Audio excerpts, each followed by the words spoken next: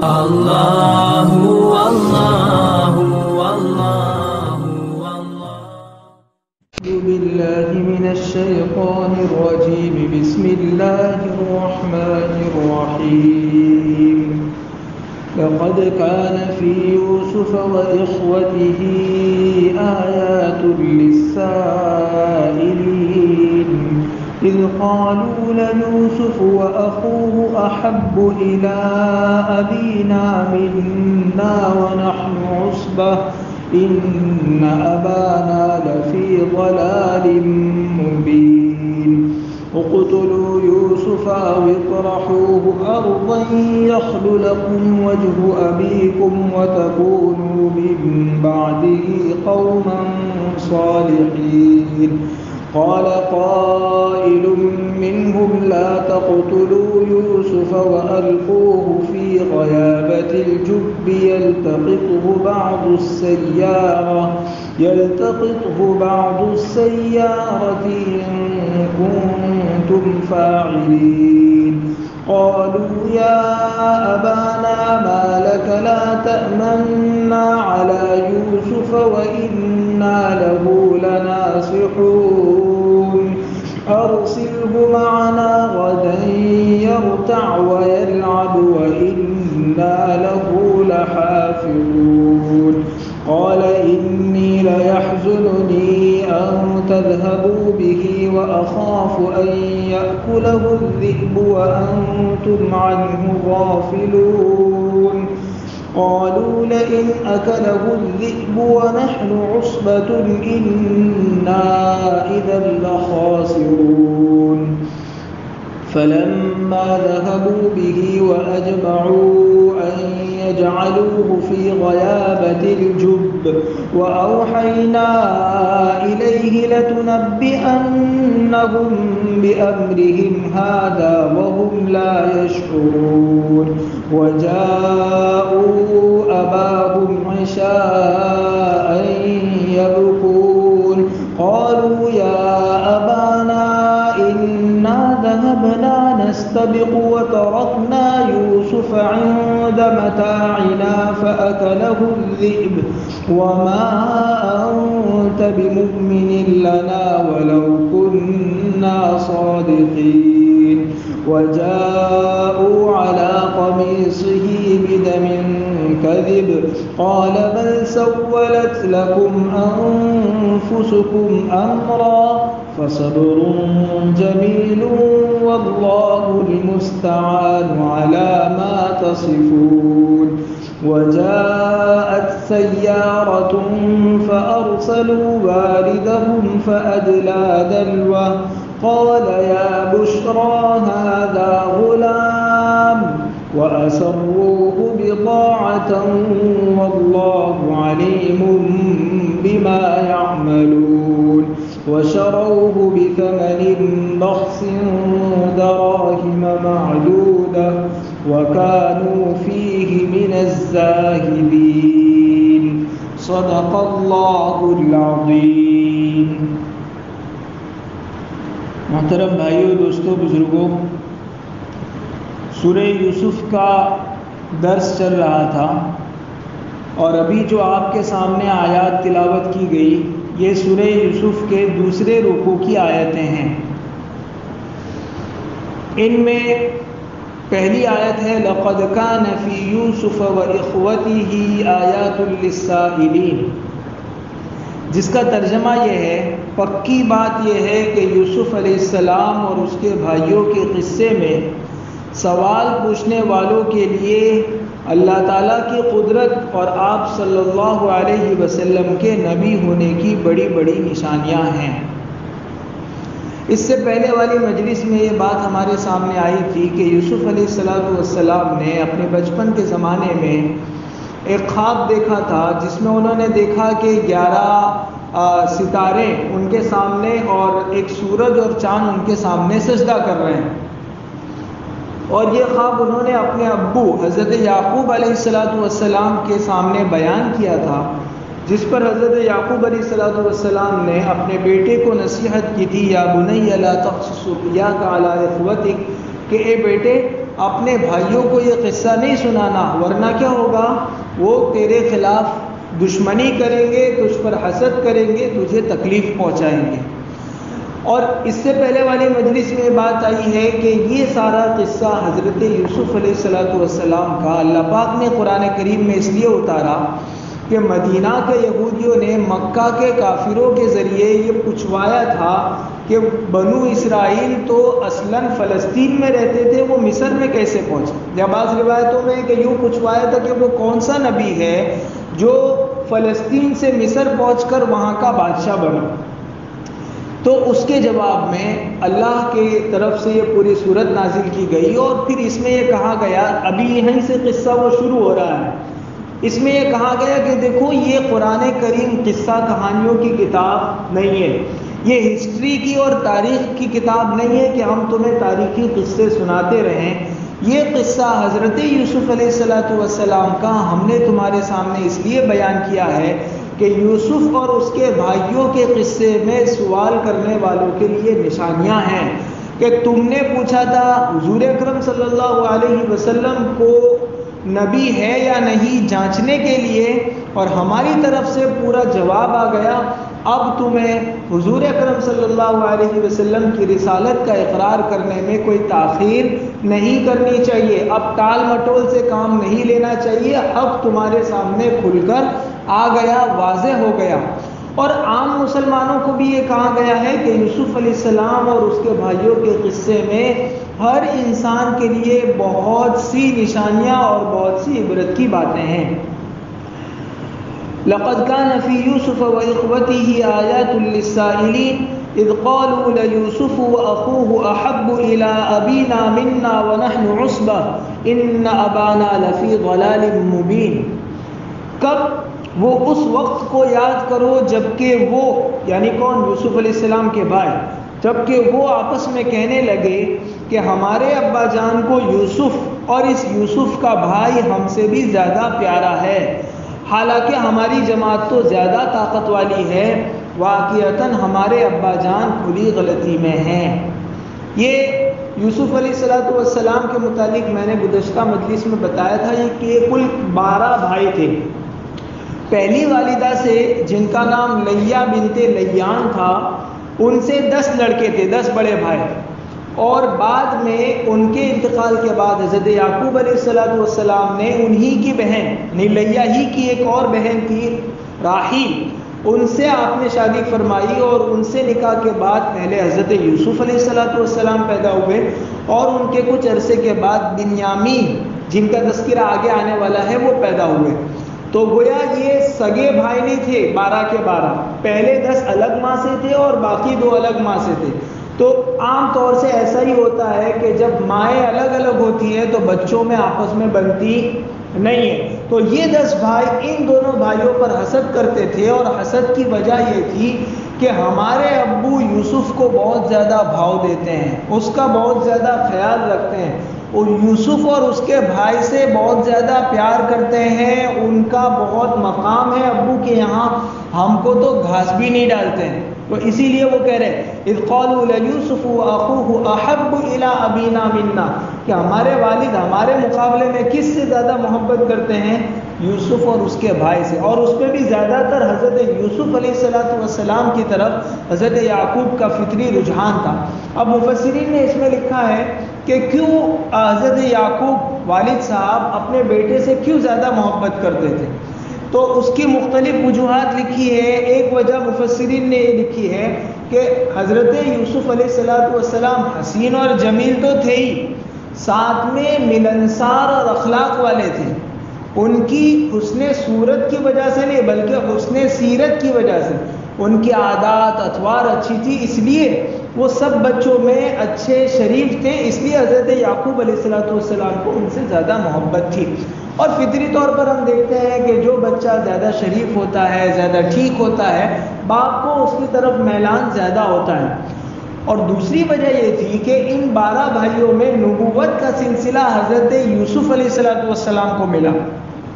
یہ چاروں نبی، حضرت ابراہیم نبی، ان کے بعد ان کے بیٹے حضرت اسحاق علیہ السلام نبی، ان کے بعد ان کے بیٹے حضرت یعقوب علیہ السلام نبی اور ان کے بیٹے حضرت یوسف علیہ السلام بھی بعد میں جا کر نبی بنے، تو ان کو ان کی پیشانی دیکھ کر لگ گیا کہ نبوت کا سلسلہ میرے خاندان کے ان 12 بیٹوں میں سے اس بیٹے کو ملنے والا ہے، تو نبوت کا نور ان کی پیشانی پر چمکتا تھا، اس لیے حضرت یعقوب علیہ السلام کو ان سے زیادہ محبت تھی۔ بعض تفسیر کرنے والے علماء نے لکھا ہے کہ اصل میں ان دونوں کی عمریں چھوٹی تھی، وہ جو 10 بھائی تھے پہلی ماں سے تھے اور سب کی بڑی بڑی عمر تھی، یہاں تک کہ سب کی شادیاں ہو چکی تھی اور اولاد بھی تھی، بعض تفسیر کرنے والے علماء نے لکھا ہے، اور یہ دونوں ابھی چھوٹے تھے۔ حضرت یوسف علیہ السلام کی عمر اس قصے کے موقع سے مفسرین نے لکھا ہے صرف 7 سال کی تھی، اور حضرت بنیامین ان سے بھی چھوٹے تھے، تو عام طور سے باپ کو اپنی چھوٹی اولاد سے زیادہ محبت ہوتی ہے، تو ایک وجہ یہ بھی تھی زیادہ محبت کی۔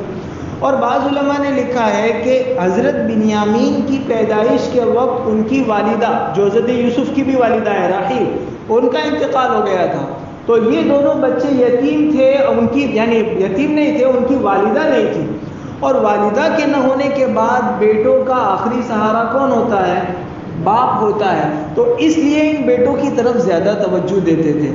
خیر مختلف وجوہات ہیں جن کی ذریعے سے یہ معلوم ہوتا ہے کہ حضرت یعقوب کا فطری طور پر میلان اپنے ان 2 بچوں اور خاص کر حضرت یوسف کی طرف زیادہ تھا۔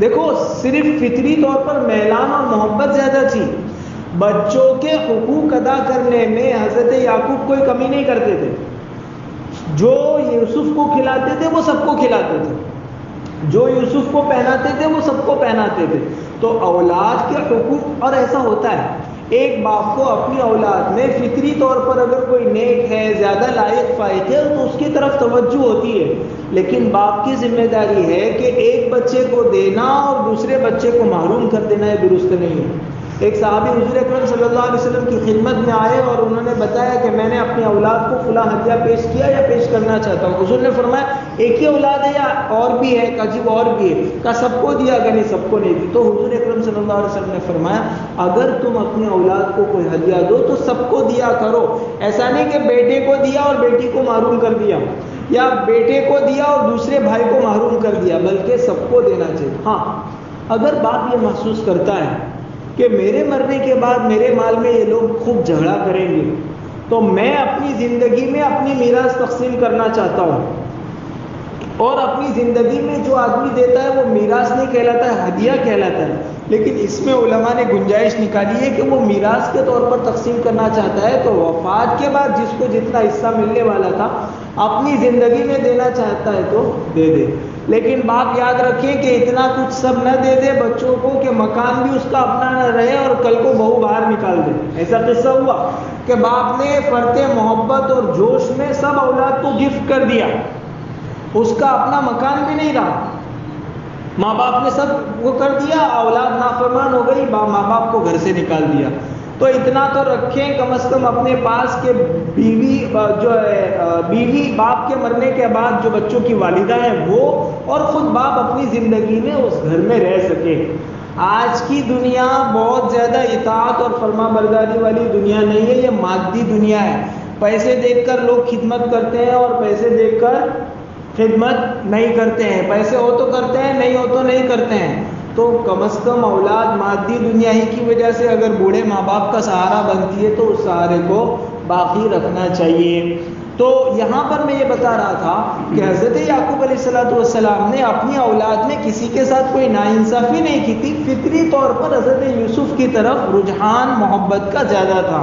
تو یہ بھائی لوگ یوں کہتے تھے کہ حسد کرتے تھے کہ ہماری طرف نہیں دیکھتے ہیں اور یوسف کی طرف بہت دیکھتے ہیں، یوسف کا بہت خیال رکھتے ہیں، حالانکہ وَنَحْنُ عُصْبَةٌ، ہم تو پوری جماعت ہیں، وہ تو 2 ہیں ہم 10 ہیں، وہ چھوٹے ہیں خدمت نہیں کر سکتے ہیں، ان کی خدمت کرنی پڑتی ہے، اور ہم 10 اتنے بڑے ہیں کہ ابو کی حفاظت بھی کرتے ہیں، خدمت بھی کرتے ہیں، ہماری تعداد بھی زیادہ ہے، طاقت بھی زیادہ ہے، کوالٹی بھی ہے اور کوانٹیٹی بھی ہے، طاقت زیادہ ہے۔ ایک باپ کو سہارے کے لیے بڑے نوجوان بچوں کی ضرورت پڑتی ہے تو ہم میں وہ ساری چیزیں موجود ہیں، پھر بھی ہمارے ابو ہماری طرف نہیں دیکھتے ہیں۔ ان ابانا لفی ضلال مبین، ہمارے والد کھلی غلطی میں ہیں، کھلی گمراہی میں۔ یہ گمراہی سے دینی یا اعتقادی یا اخلاقی گمراہی مراد نہیں ہے، کیونکہ ہمارا اہل سنت والجماعت کا عقیدہ ہے کہ نبی سے غلطی گناہ والی نہیں ہو سکتی ہے. نبوت سے پہلے بھی نبی سے کوئی گناہ نہیں ہو سکتا. انبیاء کو اللہ تعالیٰ معصوم پیدا فرماتے ہیں اور اپنی موت تک معصوم رکھتے ہیں, ان سے کوئی گناہ سرزد نہیں ہو سکتا. تو یہاں گمراہی سے مراد کیا ہے؟ دنیاوی نا اندیشی, دنیاوی کم فہمی کہ ہمارے ابو کو سمجھ میں نہیں آ رہا ہے, ہماری طرف دیکھنا چاہیے کیونکہ ہم سے مفاد ہیں, ہم ہماری طرف دیکھیں گے تو ان کو فائدہ زیادہ ہوگا. وہ اپنے ان بچوں کی طرف دیکھتے ہیں جو ان کی خدمت بھی نہیں کر سکتے ہیں. تو یہ یوسف علیہ السلام کے بھائیوں کا اعتراض تھا. اور ویسے بھی اکثر چھوٹے اپنے بڑوں کے متعلق ایسا ہی سمجھتے کہ ان کو کچھ سمجھ نہیں پڑتی, ہم کو زیادہ سمجھ پڑتی ہے. دیکھو یہاں حضرت یعقوب بڑے ہیں, پھر بھی ان کی جو اولاد ہے 10 کے 10 بیٹے, وہ اپنے باپ کو کیا سمجھتے ہیں؟ ان ابانا لفی ضلال مبین. تو آج کی دنیا میں بھی ایسا ہی چلتا ہے کہ اکثر چھوٹے اپنے بڑوں کے متعلق یہ سمجھتے ہیں کہ ہمارے ابو کو کاروبار کا کچھ نہیں معلوم, کھیتی کا کچھ نہیں معلوم, ذرا سا کھیتی اور کاروبار بیٹے کے ہاتھ میں آ گیا تو پھر وہ کیا کرتا ہے؟ اپنی چلانے لگتا ہے, باپ کو سائڈ میں کر دیتا ہے کہ اب ان کی عمر زیادہ ہو گئی, ان کو کچھ سمجھ میں نہیں آتا. پھر نقصان ہوتا ہے تو لوٹ کر اسی ابو کے کھاتے میں سارا قرضہ دکان کا, کاروبار کا ابو کے کھاتے میں ڈال جاتا ہے. تو یہ فطری کمزوری ہے, بشری کمزوری ہے. عام طور سے چھوٹے اپنے بڑوں کو اچھا نہیں سمجھتے ہیں, یہاں تک کہ پیغمبر کا گھرانہ بھی اس سے محفوظ نہیں رہا. اور حضرت یعقوب علیہ السلام کے بیٹوں نے اپنے باپ کے لیے حسن ظن سے, اچھے گمان سے کام نہیں لیا بلکہ برا گمان کیا. جب انہوں نے حسد کیا تو حسد کرنے کے بعد انہوں نے آپس میں سوچا کہ اب اس کا کچھ علاج نکالنا پڑے گا, یوسف کا کوئی نہ کوئی علاج کرنا پڑے گا. بنیامین تو ابھی بہت چھوٹے ہیں اور ان کی طرف اتنا زیادہ توجہ نہیں تھی جتنا حضرت یوسف علیہ السلام کی طرف تھی. تو انہوں نے آپس میں سوچا کہ یوسف کے لیے کیا کرنا پڑے گا اپنے کو. تو آگے والی آیت میں وہ بتا رہے ہیں اللہ تعالیٰ, اقتلوا یوسف. انہوں نے سوچا کہ ایک کام کرو, یوسف کو قتل کر دو, یا اَوِطْرَحُوهُ أَرْضًا يَخْلُ لَكُمْ وَجْهُ أَبِيكُمْ, یا اس کو کسی دوسرے ملک میں ڈال کر کے آؤ, یعنی کہیں ایسے دور ملک میں ڈال دو کہ دوبارہ وہ واپس نہ آ سکے. تو انہوں نے آپس میں مشورہ کیا. مشورے میں کسی نے کہا کہ قتل کر دو, کسی نے کہا کہ دور دراز کسی جگہ ڈال دو, کسی نے کہا ایسے کنویں میں ڈال دو جس میں پانی ہو اور یوسف گر کر مر جائیں, ڈوب جائیں. یہ ان کا آپس میں مشورہ ہوا. اور پھر انہوں نے کہا کہ وَتَكُونُوا مِن بَعْدِهِ قَوْمًا صَالِحِينَ, یہ معاملہ ہو جائے گا, یوسف کو ہم مار دیں گے یا یہاں سے بھگا دیں گے, اس کے بعد نیک بن جائیں گے, ابو کی خدمت کریں گے, توبہ کر لیں گے. گناہ آج بھی آدمی یہی سوچتا ہے نا کہ گناہ کر کے پھر ٹھیک ہو جائیں گے. یہ آخری فلم ہے, یہ دیکھتا ہوں اس کے بعد توبہ کر لوں گا. 40 سال زندگی کے ہو گئے, 50 سال ہو گئے, ابھی آخری آئی نہیں ہے. تو توبہ کو ٹالتا آدمی نہیں ہے بلکہ شیطان ٹلواتا ہے. وہ یوں کہتا ہے بعد میں کریں گے نا, بعد میں کریں گے, بعد میں نیک ہو جائیں گے. جب آدمی بالغ ہوتا ہے تو سوچتا ہے 20 سال کی عمر میں, 20 سال کا ہوتا ہے تو کہا چلو 22, 23, 24, 25 میں شادی ہوگی تو شادی کے بعد نیک ہو جائیں گے. شادی ہوتی ہے اولاد کے بعد نیک ہو جائیں گے. یہاں تک کہ اسی امید, آج کل کی امید پر موت آ جاتی ہے اور آدمی کو توبہ کا موقع نہیں ملتا ہے.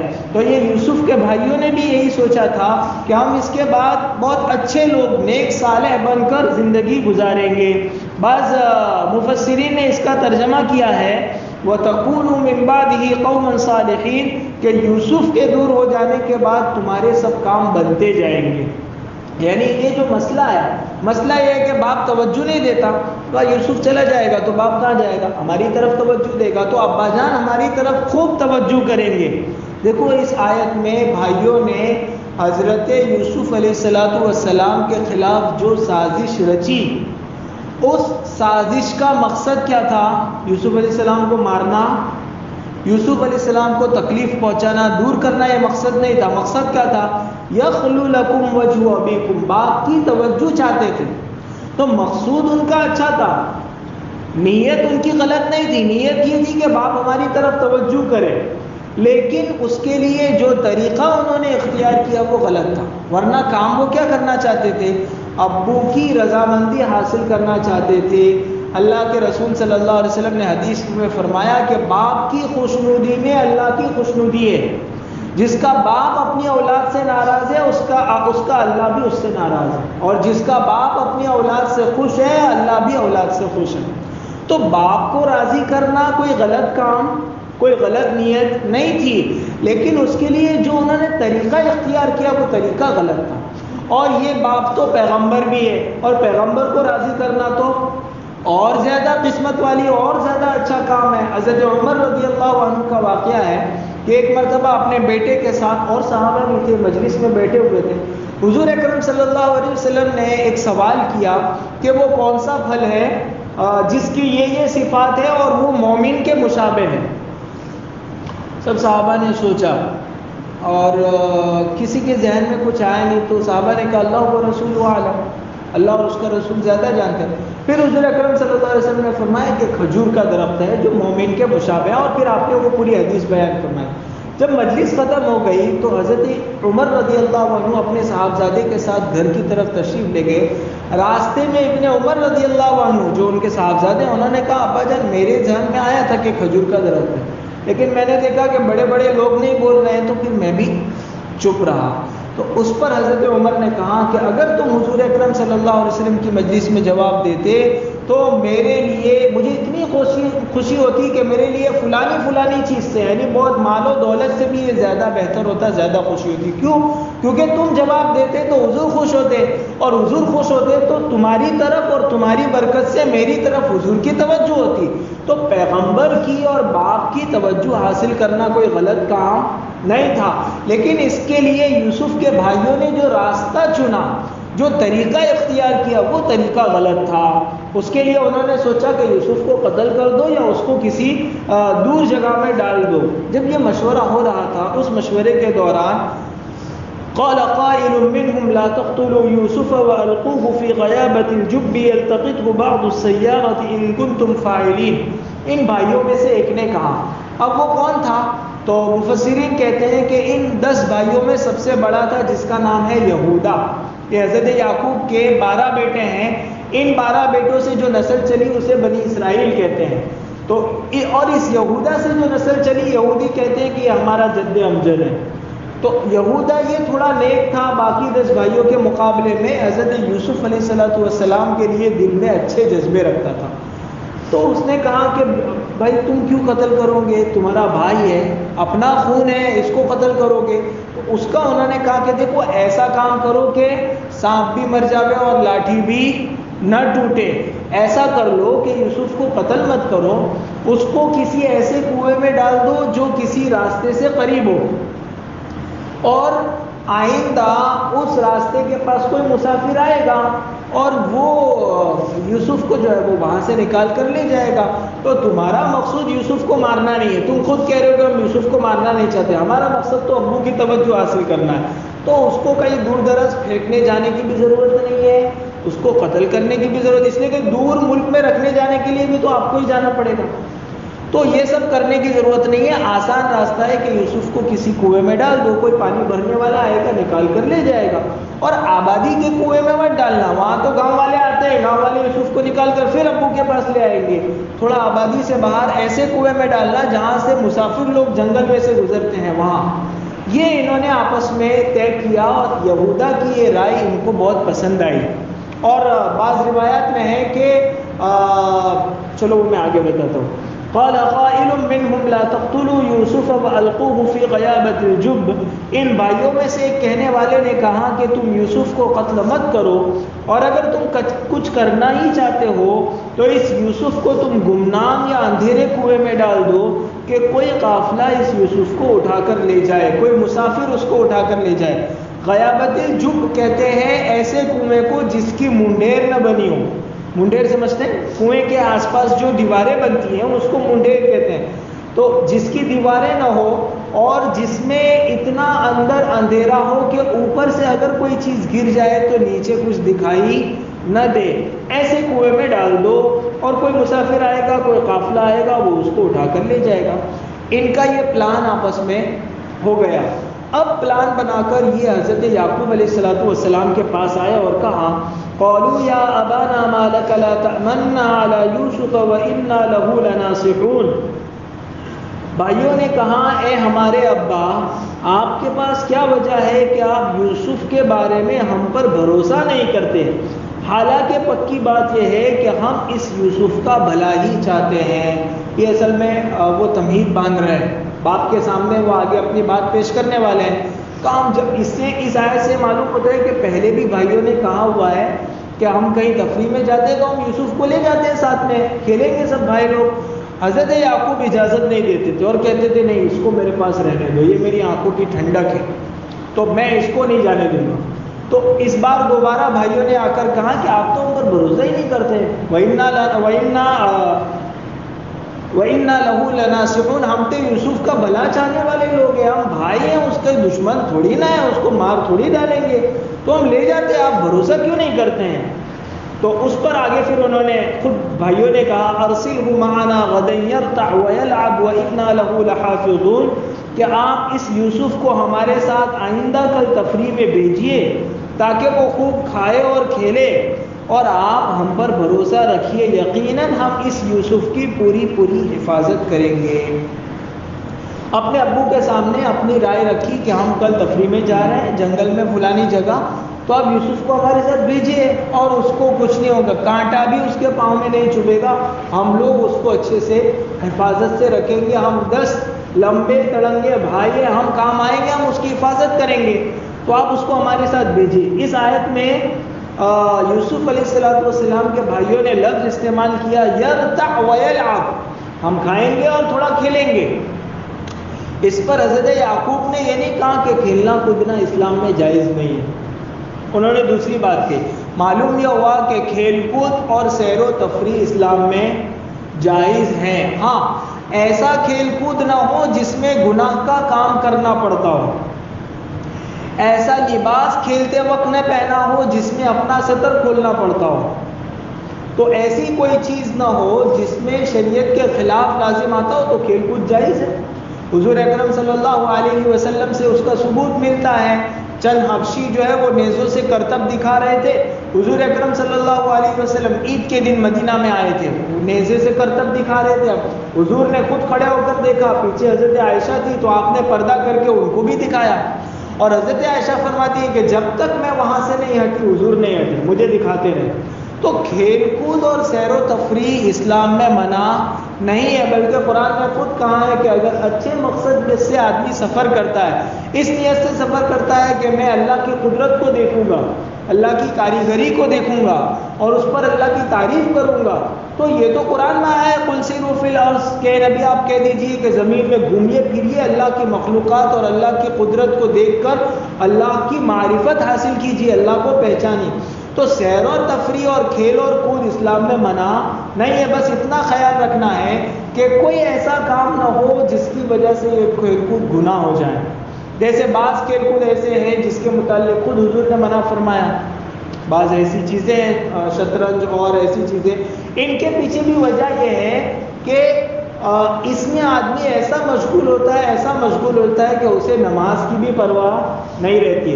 اس لیے اگر ایسے کھیل ہیں جس کی وجہ سے آدمی کی نماز چلی جاتی ہے، مغرب کی اذان ہو رہی ہے اور آخری اوور باقی ہے، کیا کرتے ہیں؟ پورا کر کے آتا ہے آدمی، چھوڑ کے نہیں آتا. تو ایسا کھیل کود جس کی وجہ سے آدمی کی عبادت بھی درست نہ ہو، عبادت اور نماز بھی اس کی چلی جائے، ایسے بندے کے لیے وہ کھیل کھیلنا درست نہیں ہے. کوئی فٹ بال کھیلتا ہے، فٹ بال کھیلنا جائز ہے، منع نہیں ہے، لیکن اس کو اتنا وہ فٹ بال میں رچ بس گیا، اتنا اندر گھس گیا فٹ بال میں کہ اس کی وجہ سے اس کی نماز چلی جاتی ہے، تو یہ نماز کا چھوڑنا اس کے لیے درست نہیں ہے. یا تو اسے فٹ بال چھوڑنا پڑے گا یا نماز پڑھنا پڑے گا. نماز کا پڑھنا ہر مسلمان عاقل بالغ پر ضروری ہے. اسی طرح جو جسمانی ورزش کے کھیل ہے وہ کھیل کھیلنا چاہیے. آج کل کھیل کا زمانہ ہی نہیں رہا. آدمی سارے کھیل کہاں کھیل لیتا ہے؟ موبائل میں کھیل لیتا ہے، سارے وہی کھیل لیتا ہے، دوڑنے بھاگنے کے. جن کھیلوں کو ہم ورزشی کھیل کہتے تھے، ریس لگانے کے، صحابہ رضی اللہ عنہم نے گھوڑے کا مقابلہ کیا، ریس لگائی، خود حضور نے لگوائی اور جو جیتا اس کو انعام دیا حضور اکرم. اور خود حضور نے بھی ایک مرتبہ اپنی زوجہ مطہرہ حضرت عائشہ رضی اللہ عنہا کے ساتھ آپ نے دوڑ لگائی. اور دوڑ لگاتے وقت حضور اکرم صلی اللہ علیہ وسلم، حضرت عائشہ فرماتی ہے کہ میں اس وقت دبلی پتلی تھی، چھریری بدن کی تھی، تو میں حضور سے آگے نکل گئی۔ حضور سے کون آگے نکل سکتا ہے؟ وہ تو آپ نے اپنی بیوی کا دل رکھنے کے لیے اس کو تھوڑا آگے جانے کا موقع دیا۔ اس لیے شوہروں کو چاہیے کہ اپنے گھر میں ہمیشہ بیوی کو نیچا دکھانے کی فکر نہ کرے، کبھی اس کا دل رکھنے کے لیے اس کو بھی جیتنے کا جان بوجھ کر موقع دے۔ اگر کبھی شوہر جیتنے کا موقع دیتا ہے ہمارے وہاں، تو بھی 2 منٹ بعد جتا دیتا ہے کہ وہ تو میں نے ایسے ہی تیرا دل رکھنے کے لیے کیا تھا۔ وہ بھی بول دیتا ہے بھائی دل رکھنے کے لیے کیا تھا تو بولتا کیوں ہے؟ اس کو خوش ہونے دے۔ وہ معصوم جان پورے دن جو ہے وہ گھر میں بند رہتی ہے، آپ باہر کھیل کود کر تفریح کر کے آتے ہیں، تو تھوڑا سا کبھی اس کو جیتنے کا موقع دیجیے۔ تو حضرت عائشہ کو جیتنے کا موقع حضور اکرم صلی اللہ علیہ وسلم نے دیا۔ پھر چند سالوں کے بعد دوبارہ ایک سفر سے واپس آ رہے تھے، حضور نے حضرت عائشہ سے فرمایا کہ مقابلہ کریں گے؟ حضرت عائشہ نے کہا چلو۔ تو صحابہ کو کہا آپ آگے نکل جاؤ، صحابہ سے پورا قافلہ تھا وہ آگے نکل گئے، پیچھے انہوں نے واپس دوڑ لگائی۔ حضرت عائشہ فرماتی ہے کہ میری باڈی اس زمانے میں تھوڑی پھول گئی تھی، تو حضور اکرم صلی اللہ علیہ وسلم مجھ سے آگے نکل گئے اور فرمایا کہ وہ اس دوڑ کا بدلہ ہو گیا، تل کا بھی تل کا۔ تو ایسا ہے کہ حضور اکرم صلی اللہ علیہ وسلم نے کھیل کود سے منع نہیں کیا ہے، خود آپ نے جو ہے وہ مسابقے میں اور دوڑ وغیرہ میں حصہ لیا، آپ نے تیر اندازی کا مقابلہ کروایا، صحابہ میں نیزوں کا مقابلہ کروایا، اس کے فضائل بیان کرائے، اور آپ نے فرمایا کہ طاقتور مومن کمزور مومن سے زیادہ بہتر اور اللہ کو زیادہ پسند ہے، کل کو یہ طاقت دین میں کام آئے گی، جہاد میں کام آئے گی، اللہ کے راستے میں کام آئے گی، مسلمانوں کی مدد میں کام آئے گی۔ تو منع نہیں ہے کھیل کود، بس یہ خیال رکھنا ہے کہ کھیل کود میں اتنا منہمک، اتنا مشغول نہیں ہو جانا ہے کہ اس کی وجہ سے آدمی کی عبادات اور اس کے فرائض منصبی اور بیوی بچوں کے حقوق بھی رہ جانا۔ بعض مرتبہ کھیل کود کا آدمی پر اتنا غلبہ ہوتا ہے، موبائل میں کوئی گیم کھیل رہا ہے، اتنا غلبہ ہے کہ باپ کی فرما برداری کی بھی پرواہ نہیں ہے۔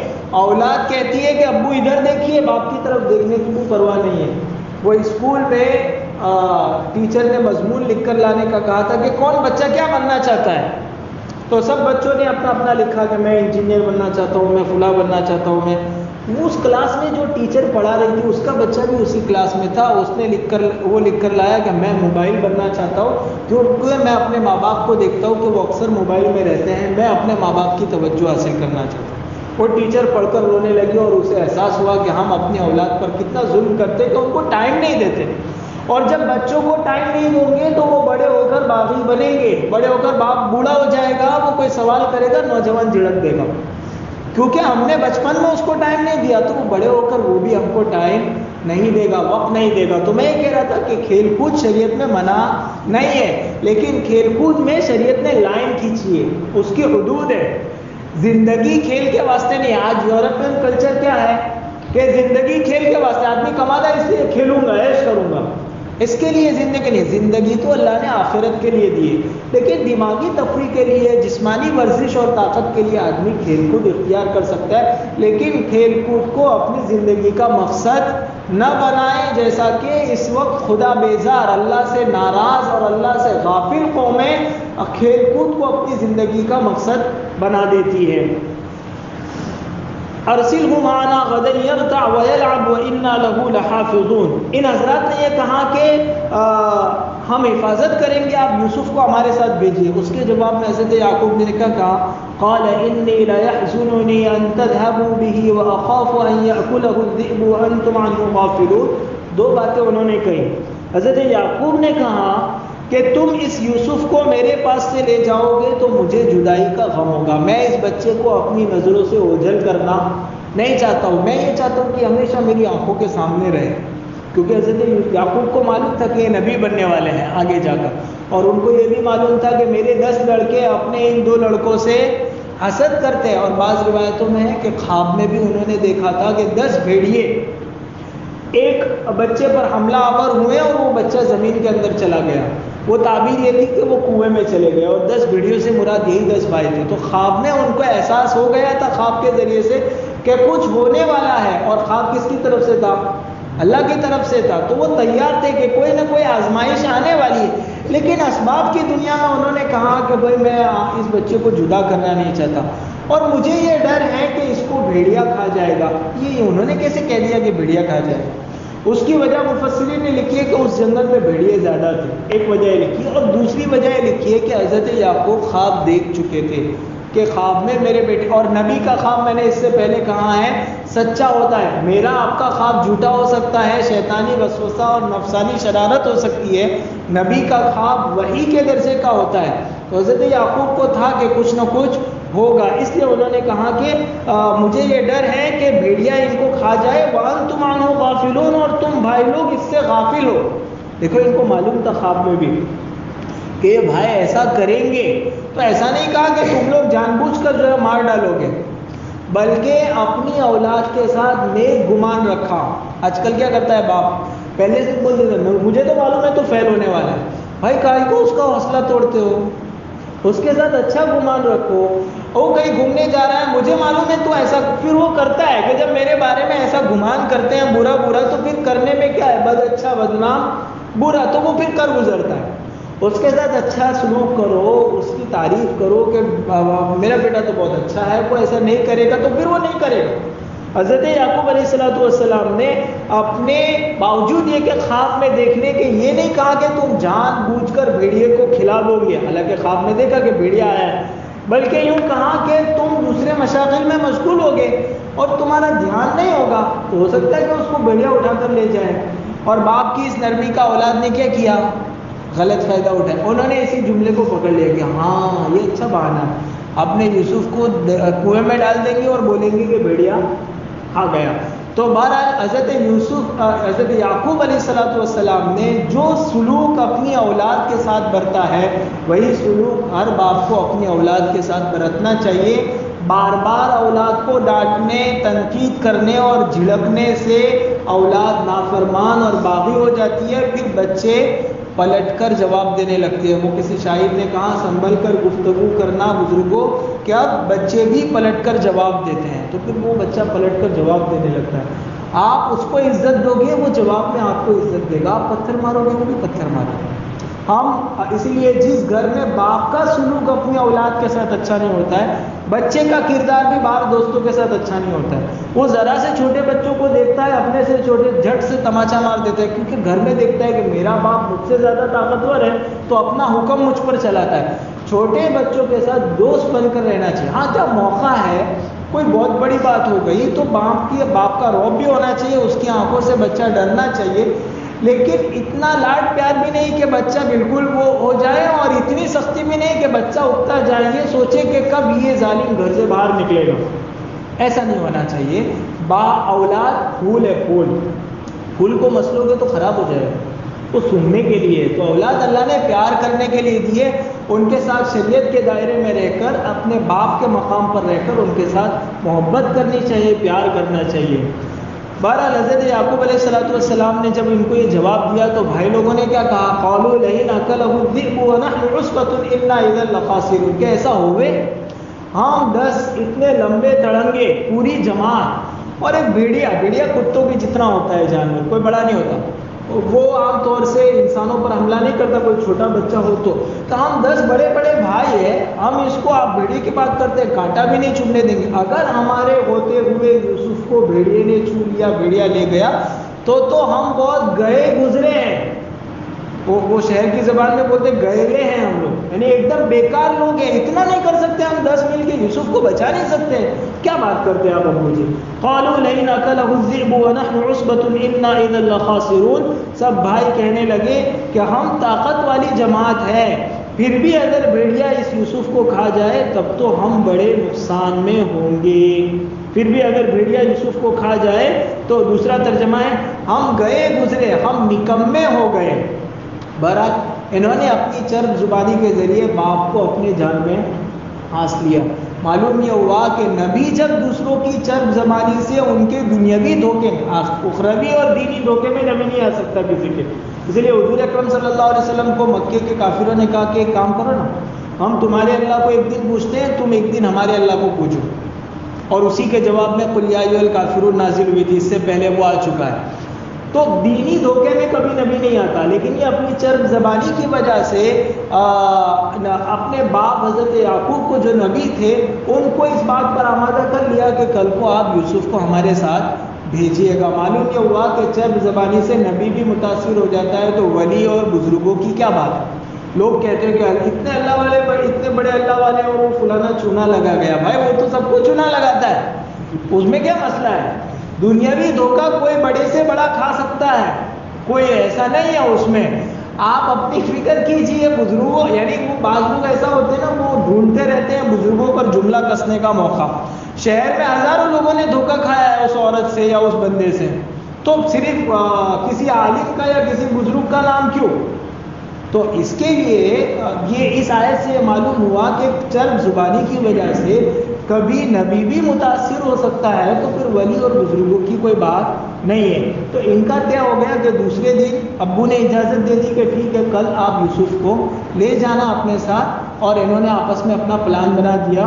دوسرے دن پھر یہ لوگ یوسف علیہ السلام کو اپنے ساتھ لے گئے۔ وہ کیا ہوا انشاءاللہ وہ اگلی مجلس میں یہ باقی آدھا رکوع بھی انشاءاللہ پورا کر دیں گے۔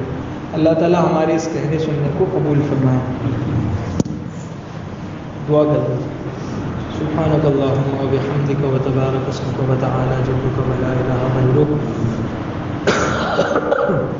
اللہم صلی وسلم وبارک وانعم علی سیدنا مولانا محمد وعلی آلہ واصحابہ وسلم۔ اللهم صل على محمد وعلى آل محمد كلما ذكره الذاكرون وكلما غفل عن ذكره الغافلون، ربنا ظلمنا أنفسنا وإن لم تغفر لنا وترحمنا لنكونن من الخاسرين، ربنا آتنا في الدنيا حسنة وفي الآخرة حسنة وقنا عذاب النار، ربنا لا تزغ قلوبنا بعد إذ هديتنا وهب لنا من لدنك رحمة إنك أنت الوهاب، ربنا اغفر لي ولوالدي وللمؤمنين يوم يقوم الحساب، رب اجعلني مقيم الصلاة ومن ذريتي ربنا وتقبل دعا۔ اللہ ہمارے گناہوں کو معاف فرما، اللہ ہماری خطاؤں سے درگزر فرما، اللہ ہماری سیئات کو حسنات سے مبدل فرما، اے اللہ اپنے دین پر اور اپنی اطاعت والی زندگی ہمیں گزارنے کی توفیق عطا فرما، تیری نافرمانی والی زندگی سے ہماری حفاظت فرما، سنت و شریعت سے محبت عطا فرما، گناہ اور برائی کے کاموں کی نفرت ہمارے دلوں میں ڈال دے۔ اے اللہ قرآن پاک کی تلاوت کا موقع نصیب فرما، اس کی توفیق عطا فرما، قرآن پاک کو سمجھنے کی توفیق عطا فرما، اس پر عمل کرنے کی توفیق عطا فرما، نبی اکرم صلی اللہ علیہ وسلم کی لائی ہوئی سنت اور شریعت کو زندگی کے ہر گوشے میں اپنانے کی تو ہمیں توفیق اور سعادت عطا فرما، ہمارے دلوں کو تیرے ذکر سے تیری یاد سے آباد فرما، ہمارے گھروں کو تیرے ذکر سے تیری یاد سے تیری اطاعت سے نماز سے اللہ ہمارے گھروں کو آباد اور منور فرما، اس مجلس میں جتنی باتیں آئی ہیں ان پر عمل کرنے کی توفیق عطا فرما، اس مجلس کو ہمارے حق میں ذخیرہ آخرت بنا، ہمارے خلاف حجت نہ بنا۔ اللہ ہم ٹوٹے پھوٹے ہیں، ہماری اس ٹوٹی پھوٹی مجلس کو اللہ بے انتہا قبول فرما۔ نبی اکرم صلی اللہ علیہ وسلم نے آخرت کی لائن سے جتنی دعائیں مانگی ہے اللہ وہ سب ہمارے حق میں قبول فرما، یہاں موجود تیرے تمام بندوں کی جائز اور نیک مرادیں پوری فرما۔ نبی اکرم صلی اللہ علیہ وسلم نے خیر کی لائن سے جتنی دعائیں مانگی اور بتلائی ہمیں اور پوری امت کو عطا فرما، جن شرور سے پناہ چاہیے ان سے ہماری اور پوری امت کی حفاظت فرما، محض اپنے فضل اور کرم سے اور حضور پاک صلی اللہ علیہ وسلم کے صدقہ طفیل ہماری دعاؤں کو قبول فرما۔ ربنا تقبل منا انك انت السميع العليم وتب علينا انك انت التواب الرحيم، وصلى الله تعالى على خير خلقه سيدنا ومولانا محمد وآله وأصحابه أجمعين برحمتك يا